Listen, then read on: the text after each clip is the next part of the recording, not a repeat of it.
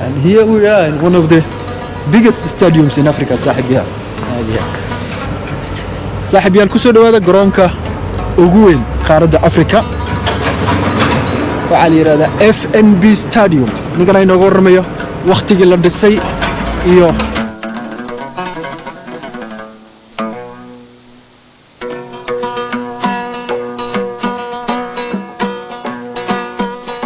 capacity garoonka saaxiibyaal waa 94,000 qof kuraastan oo dhan aad arkaysaan oo dhan waa 94,000 qof ayay qaada taasoo ka dhigaysa garoonka ugu weyn qaaradda Afrika sidoo noo sheegay garoonka saaxiibyaal waxa weeyaan waa garoonka ugu horeeyay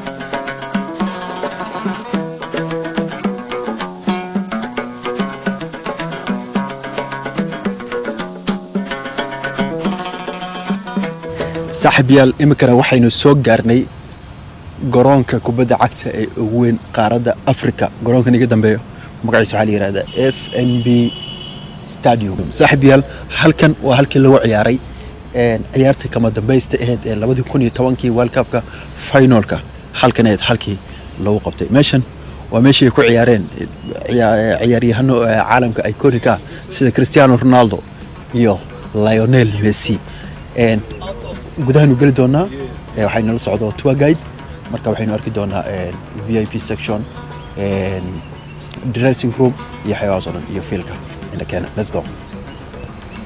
Okay, welcome to FNB Stadium. My name is Lindela. I'll be taking you guys through the tour. Feel free to ask me questions, feel free to stop me if you don't understand anything, and congratulations on your journey from Kenya to South Africa. Thank you very much. Thank you very much.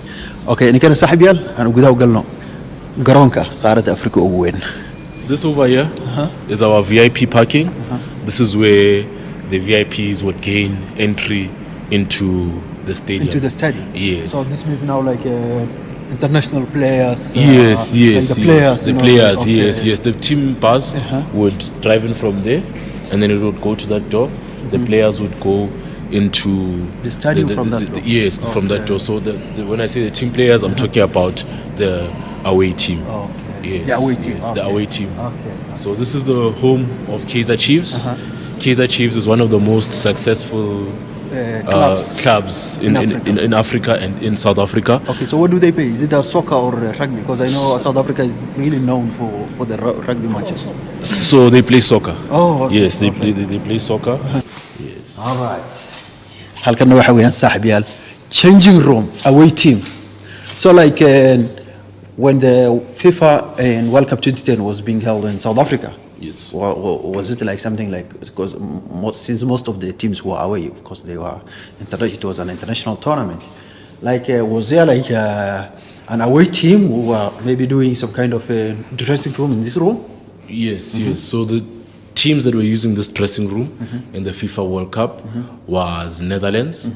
When they were playing against Spain, that's the FIFA World Cup final, and it was also Mexico when they were playing against South Africa. That was the first game of yes. Yeah, Shabalala, yes, with the dance.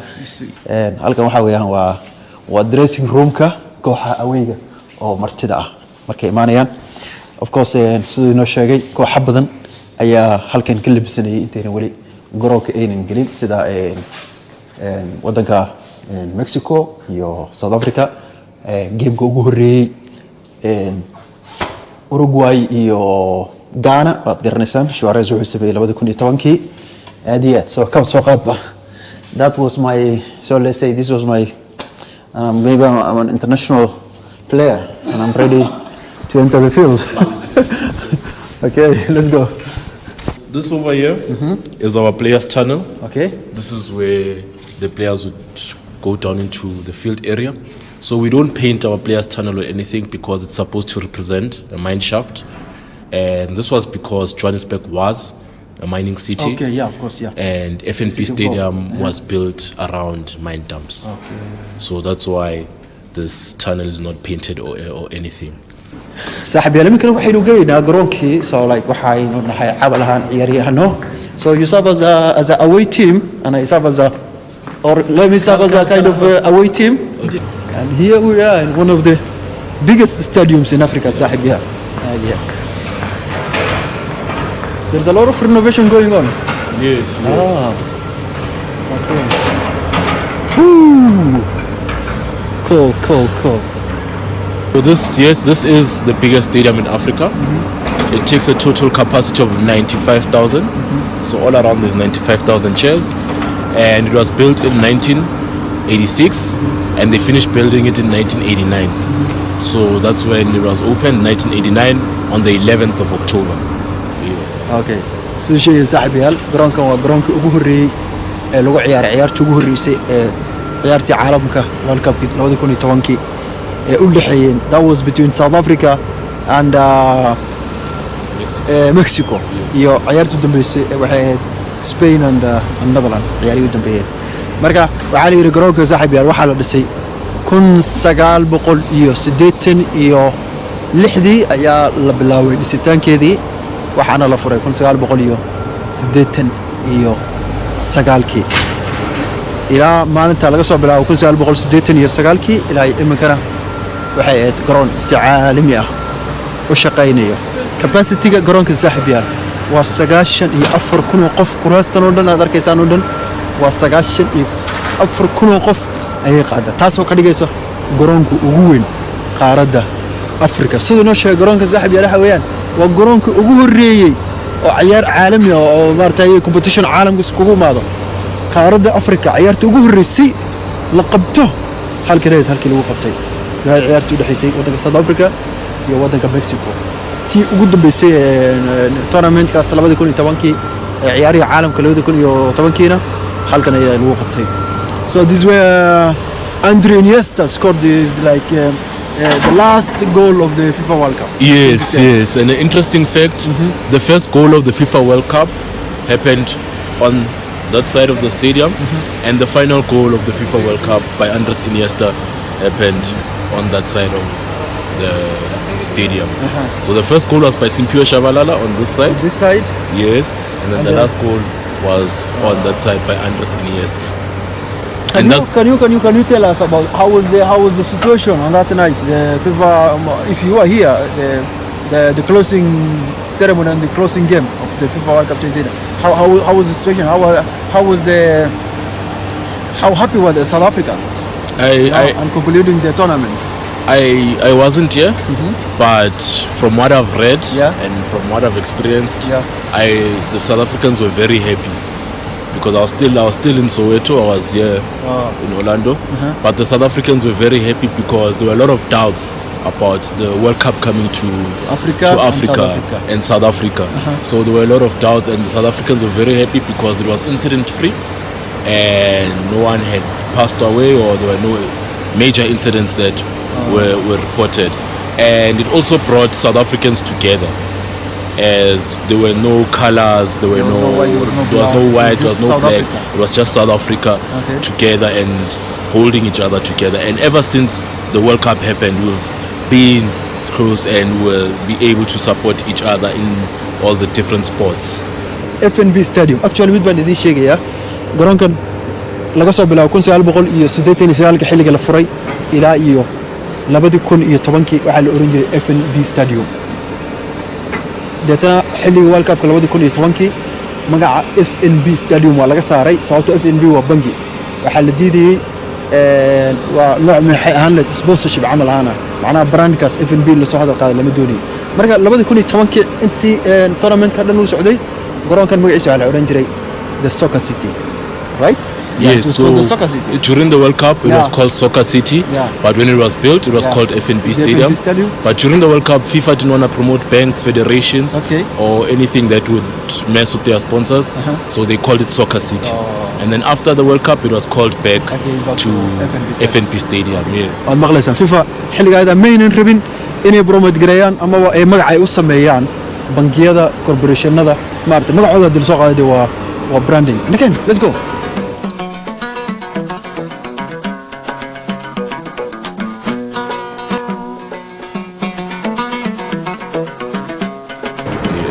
صاحبي waxa ka socdo renovation dayactir baa ka socdo waxa weeyaan season-kii baa dhamaaday marka ومادام سيزون كلابات سيزون كحيجو باللابندونو يا لوسي دي اعتريا سيزون كحيجو. So now this the place which hosts the most important event, right? Yes. Apart from soccer, is there any other kind of tournaments that are being held here? So the most important event is always the Soweto Derby, but besides from soccer, we do host a number of concerts. Like recently we have had Chris Brown, which was in in December, and now in October we are expecting Trevor Scott, and it's going to be another massive concert. So we do host concerts. We do host a lot of religious gatherings or churches that come to the stadium, and it's usually around November time where we'd have the churches come to the stadium and rent out the stadium. صاحبي الجرونكن وحوقه بلي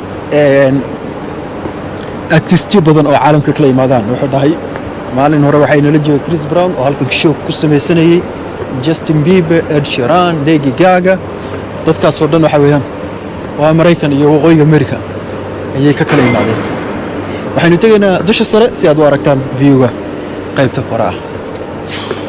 So while we're here, this is where our spectators would sit, and a very interesting fact about our Soweto Derby. Our Soweto Derby is one of the only derbies, or one of the only derbies where fans from opposition teams can sit together, and it will be yes, it will be a nice game. The fans from opposition teams can sit together. There wouldn't be fights or anything, so we don't separate the fans when it comes to the Soweto Derby, because there's no fights or any damaging of property. At the end of the day, two teams from the same neighborhood. Yes, the two teams from same neighborhood. We do have that rivalry, but when we're here watching the game, it's all love and all love unity. And just like South Africa. Yes, just like South Africans. Yes. That's cool. So I want to ask you, I can see there's a lot of branding, a lot of corporate world names here. Like the FNB of course is the name of the stadium, and maybe the sole sponsor here. Like do you have also like some other sponsors? Like I can see Deep Tech, Skydio. Are they also sponsors here? Yes. So Ya salam. let me see next team. So قال صاحب عيال بينو داونينا. We're going back to 2010.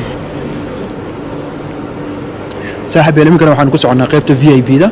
So and who are the people who are reserved for the section of the VIP?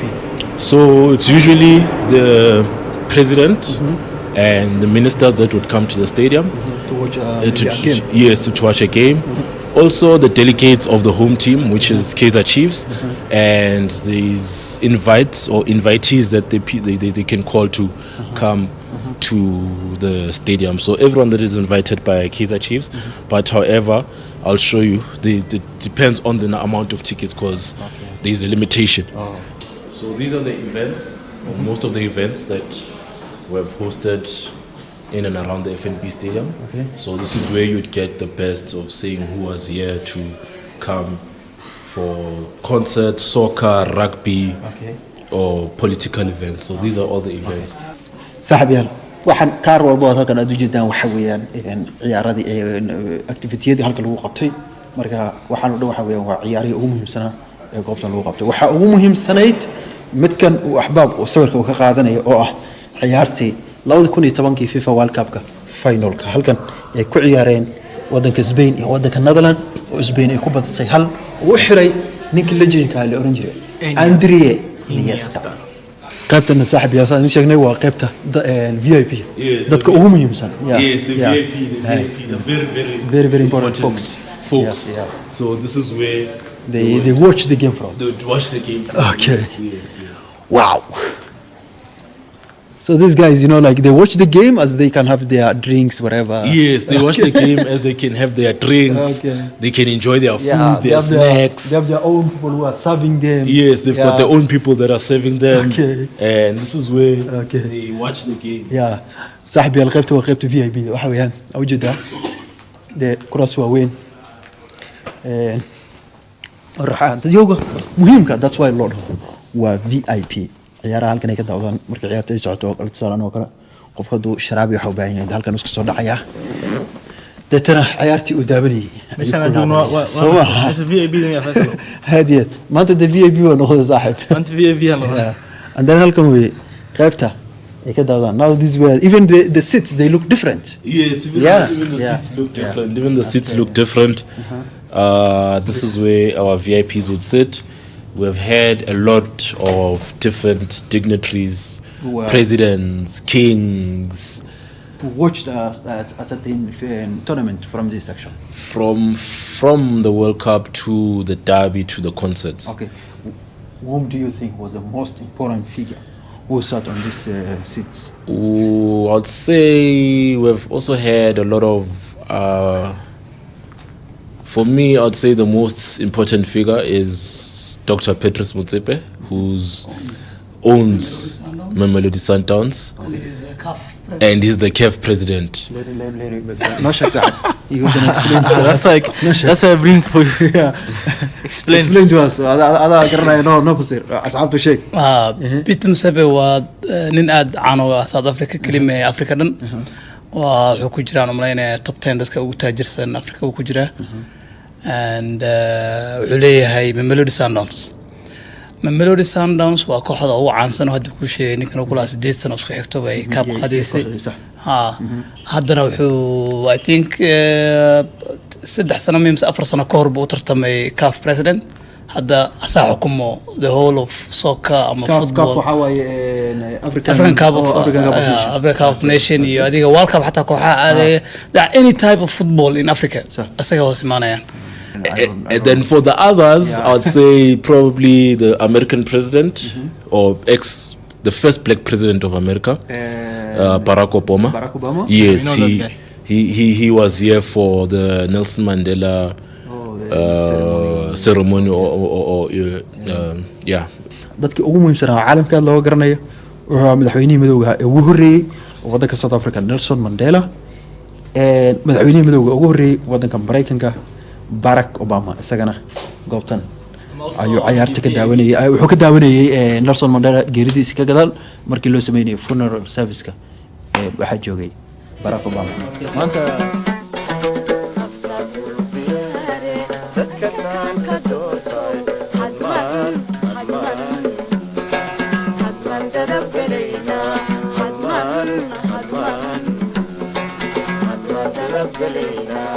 حتما